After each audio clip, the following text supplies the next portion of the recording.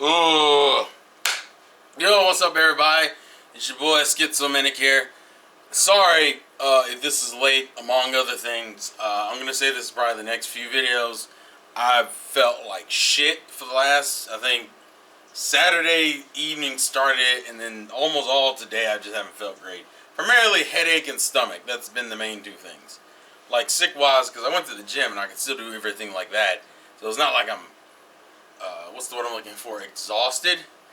Just in like, I probably need some Pepto-Bismol. But life is not that convenient, and I still owe you guys some videos. Hell, I haven't even done the Another Manic episode stream yet. That's how bad this shit has been.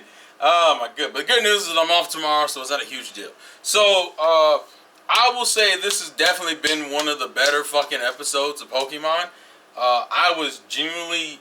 I knew we were going to have to go through the gimmicky ass Ash lost the fight, therefore we got to have a section of the episode dedicated to him having a specific issue, and it being, and since I already knew he was on a losing streak, I think it's like 3 losses in a row, he fucking, they essentially did the thing, oh look, he's fighting octopus Pokemon, and they all give him the same struggle. He's afraid to get in close with them because of what happened with Grapplock, so now he's fighting at a distance, which unfortunately, all the trainers he fought with octopus Pokemon can still handle themselves at a distance and will close in on him and beat his fucking ass.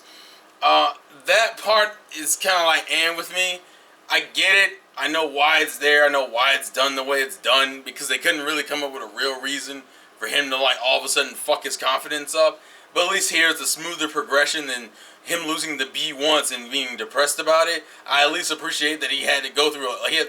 He had to consistently fuck up. I kind of wish it was spread out through multiple episodes where he fucked up multiple times, which unfortunately kind of leans into the whole, oh, well, now Go's only relevant because Ash is fucking up, but it would have still been more balanced because Go would have got more spotlight and shine moments while Ash would have kept fucking up, or Ash would have been going back and forth where he was learning things, but it took him a few episodes to really get to figure out what his problem was.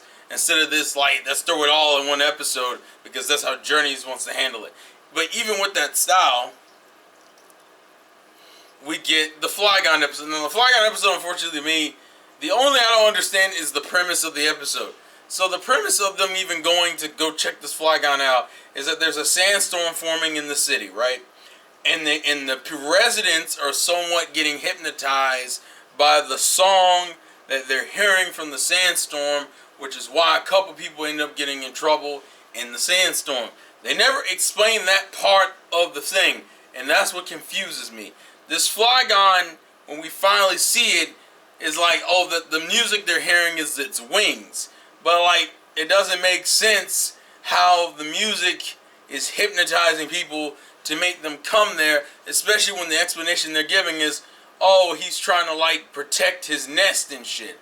Well, if that's the case, I don't understand the correlation. It's like the hypnotism almost seems like a throwaway plot point. I almost wish it wasn't there, because it doesn't serve any purpose other than, oh, but it's sucking people in with its music. But its goal is the opposite of that. Its goal is to protect his nest. He's actually trying to keep people away from him with the sandstorm. So it doesn't make any fucking sense. I don't know. That part of the episode just doesn't make sense to me. But, and I also am not a huge fan of him catching all 3 evolutions. Like, to catch Trapinch, Vibrava, and Flygon, let him just catch Flygon. I feel like having him, I get why they're doing it, but it's like, bro, considering Flygon, granted, Flygon is my favorite dragon type. I want that to be stated. The last 2 Pokemon Go have caught are 2 of my favorites, Heracross and Flygon. I fucking love both of them, alright? I like the episode in terms of properly giving Flygon the proper shine it deserves. I think that, I think the battle it has with Reboot, which when's the last time you see Reboot in a legit fight?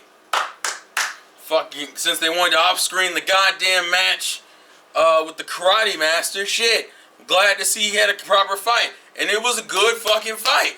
I also like the whole thing at the end where he's like, Go, why do you have such a crazy fucking strategy? Oh, I learned that from you. Good fucking moment. That's the kind of shit I want more of. Don't do, like, that's the shit I fuck with. It's a little gimmicky, but I don't care because it's how you should have handled it in the first place. That's good shit. The fight was cool too. Like the music choices in the background. I have really no complaints with the that whole fight sequence towards the end where Ash is like.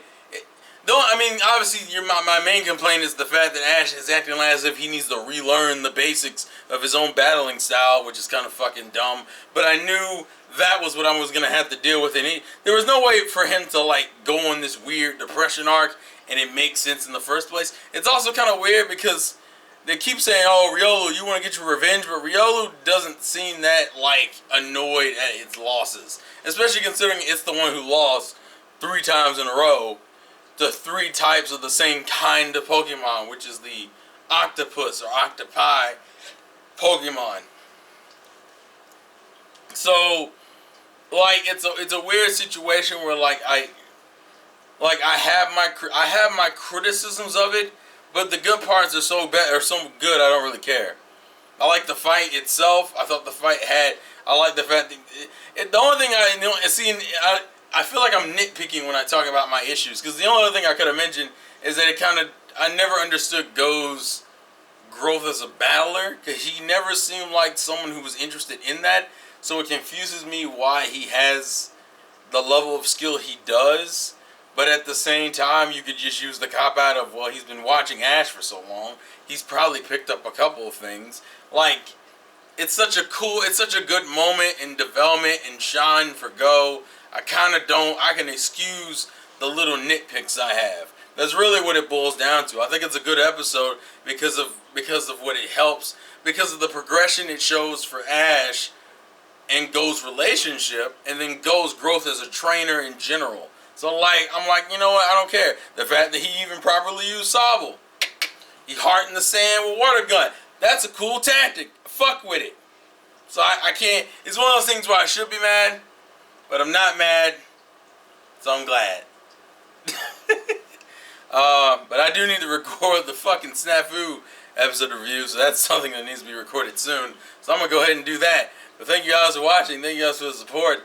I'm still physically I don't feel great, but I want to put all this out and then properly get into the another Manic episode stuff.